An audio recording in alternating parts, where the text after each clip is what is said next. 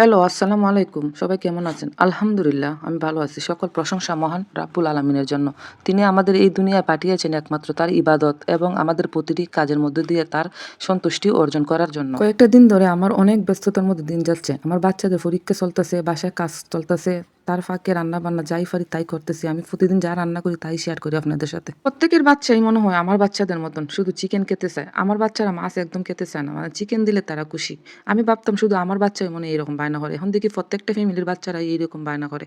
রান্না করতে ভালো লাগে। তবে মাঝে মধ্যে মন চায় যে রান্না থেকে বিরতি নিতে। অনেক সময় ইচ্ছা হয় যদি রান্না না করতে হতো তাহলে করতে ভালো হতো। চিকেন রান্না করা যতটুক সহজ, খেতেও ভালো।